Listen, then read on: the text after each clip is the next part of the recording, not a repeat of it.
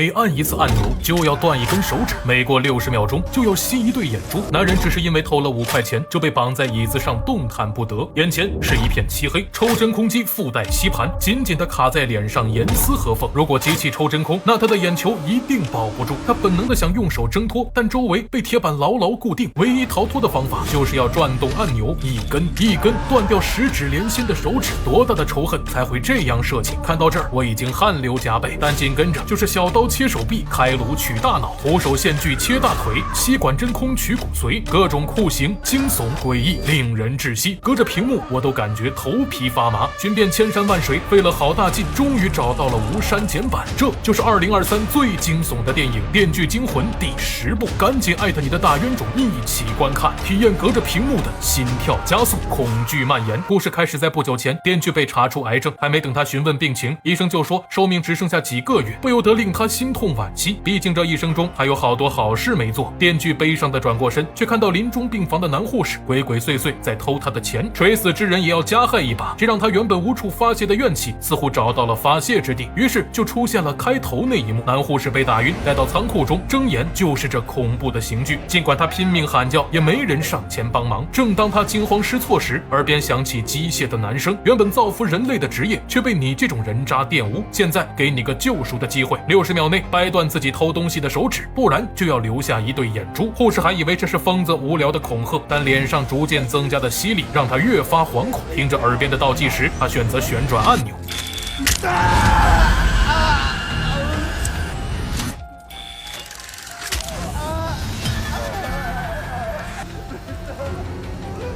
不过可惜的是，时间只够他掰断4根手指。只见真空机发动，那好大的眼球被硬生生抽走，而电锯则面无表情地离开现场，找到一个小镇准备安度晚年。谁知就在这里碰到医院中的癌症病友，不到1个月，这晚期的小子竟然生龙活虎。怎么了？难道世界上还有偏方？对方好像打开了话匣子，大力推荐，还掀开衣服展示肚子上的伤疤。看到电锯眼睛里闪烁着希望，小伙露出一抹邪笑，告诉他这叫药物鸡尾酒疗法，想知道就去这里找他们。 Good luck, man. Okay?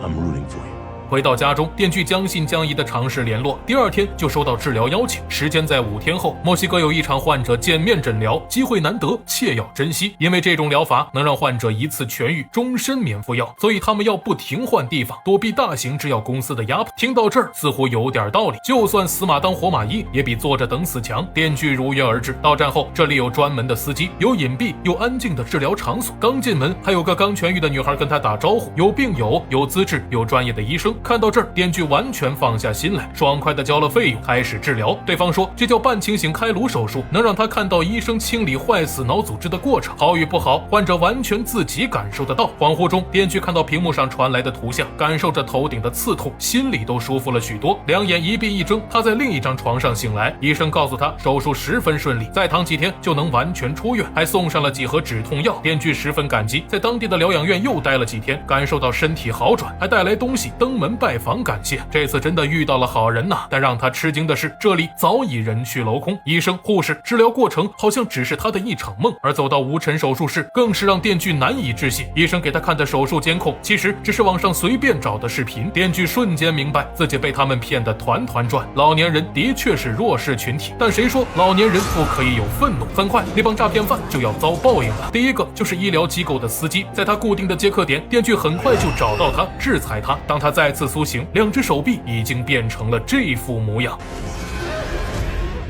从没见过这么恐怖的游戏。他刚睡醒，手臂上就镀新线捆绑炸弹，如同肿瘤一般，怎么也甩不掉。想低头寻找方法，指尖却被锡纸包住，变成弯刀。3分钟时间，除非用小刀切掉皮肉，取走炸弹，不然就要被直接炸死。男人听到规则后，完全当对面的老头是个疯子，环绕四周，疯一般的奔跑，想要在这其中寻找出口。但他翻遍各个角落，却发现这完全就是个铁网板。眼看倒计时不多，是赌还是立马照做？他思考片刻，当即把手放在了墙壁上，疯狂用小刀进行切割，钻肉剔骨，没打麻药的情况下，疼痛感起码有12级。他痛得浑身冒汗，心惊肉跳，却不敢有丝毫停歇。刺骨的疼痛钻入心窝，深入骨髓。接着就开始第2次切割工作，一刀一刀又一刀，他感觉浑身发麻，度日如年。在机器切割完成后，飞速将炸弹踢到货柜下。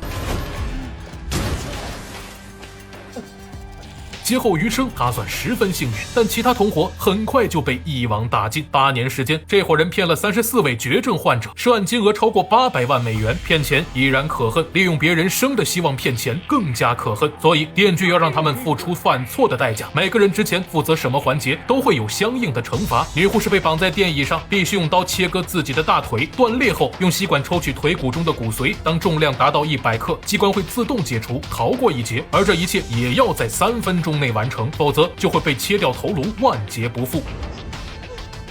The dotted line on your leg marks the spot.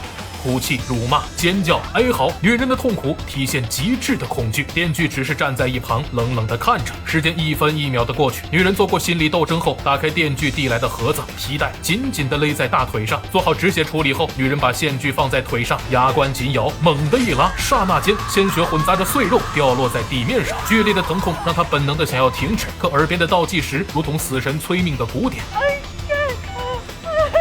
Don't stop, don't think, just do it!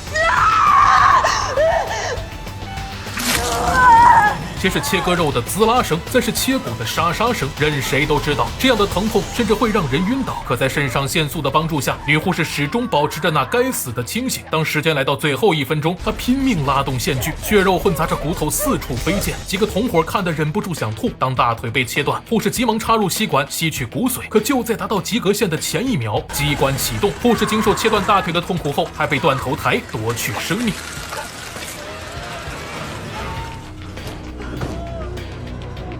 一个同伙就这么在眼前消亡，骗子们吓得咆哮大叫，彻底怕了。你看看我，我看看你，都在想下一个会轮到谁。可就在这时，监控中一个男人出现，猛烈地敲击大门，嘴里喊着让这群骗子还钱。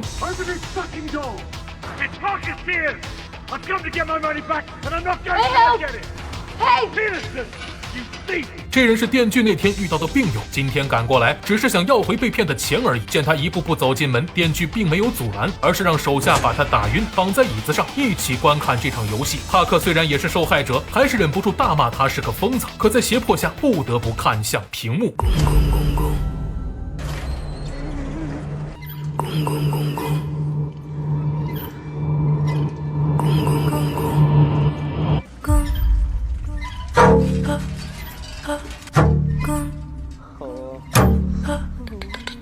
男人的头被铁笼子困住，动弹不得。作为诈骗团伙中的主刀医生，他曾靠播放手术案例影片骗过一个又一个患者。没想到报应会这么快来到自己身上。不是喜欢假开刀吗？现在就要让你在3分钟内对着面前的显示屏打开头盖骨，取出大脑组织，融化到玻璃罐中，只要达到20克就能成功过关，拿到钥匙。众所周知，大脑中有部分属于灰质，取出小部分后，如果不伤到神经，对人体影响并不大。听完规则，男人吓得汗流浃背，亲眼目睹同伴的惨象后，他用尽全力想去挣脱，但无论是拉扯还是敲打，怎么测试都发现这机关坚如磐石。想求助4周的同伴，最终也只能听话照做，因为倒计时已然开始，没有办法了，也没有退路了。他心一狠，举起手中的电锯朝向头顶，刹那间骨裂声声声入耳，一阵哀嚎和尖叫后，男人终于打开了头盖骨，用镊子夹取灰质放在玻璃罐中，但过程中耗费的时间太长，轮到梅溶解时只剩不到10秒，根本不够化学反应发生。即使经历过彻骨的疼痛，他还是付出了生命的代价，被钉笼架住，注入硫酸，在哀嚎中度过最后的2分钟。这样的刑罚让帕克直呼变态，可紧接着的更让他不忍直视。那个假装成患者的女孩被机械臂慢慢举起，吊在天上，捆住一只手一只脚，前面是几千度的烤枪，在轨道上来回运转。如果想要逃出升天，就要在自己被烤干之前砸断手脚，毕竟没有骨头才能从这狭小的铁环中脱离。看过前2位同伴犹豫带来的后果，女孩没有半点侥幸心理，抡起铁棒，心一狠，不停地用力往脚上砸，骨裂的声音和钻心的疼痛传到大脑，他却不敢有半点松懈。大约几十次之后，铰链终于挣脱开，但他也被烤箱烧得皮肤龟裂，燥热难耐，疼痛、愤怒、剧烈哀嚎。当烤箱一到面前，他恼火地挥动铁棒，试图把它砸坏，但除了浪费时间，没有半点作用。反应过来后，他拼命挥舞手臂，又是惨痛的几十次敲打过去，手终于断裂，女孩重重地摔在地上，但却感觉无比的庆幸。隔着大屏幕，电锯将一切尽收眼底，急忙让助手下去救人，另外给主刀医生最后的惩戒。可这时，身边的帕克不知何时挣脱束缚，用枪胁迫2人一步一步走出门。原来帕克是伪装成患者的败类，他和医生们沆瀣一气，在里面充当狗托的角色。Not a chance. You know, I'd die for you, baby.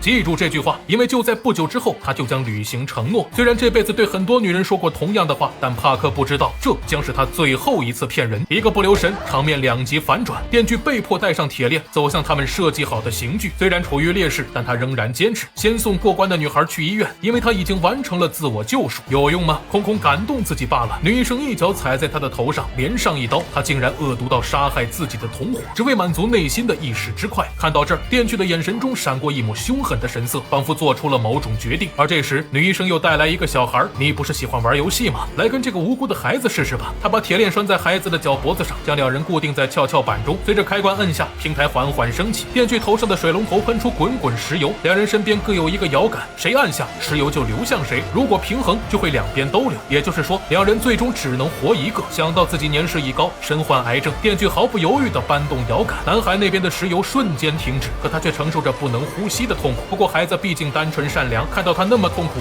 立马搬动开关，选择让石油流向自己这一边。电锯感受到孩子善良的内心，换过一口气后，将开关再次搬回来，并且死死卡住。这一幕正常人看到都会被感动，可女医生只是站在原地毫无动容。帕克看得内心焦灼，避免承受孩子死在面前的痛苦，提议拿上钱快点走人。两人走到楼上，开始翻找保险柜，但刹那间就好像触动了什么机关，周围闪烁起诡异的红光。而与此同时，电锯那边的机关也应声停止。他站起身，走到小男孩旁边。You are a warrior, my boy. 原来这一切都是电锯设计的圈套。刚才他承受实验，也只是对帕克的考验，但他并没有迷途知返，而是在错误的道路上不断作死，逃避了自己的良心。帕克看着玻璃，想开枪打破，谁知从他摸到枪时就被电锯做了手脚，这样的玻璃人力根本打不碎。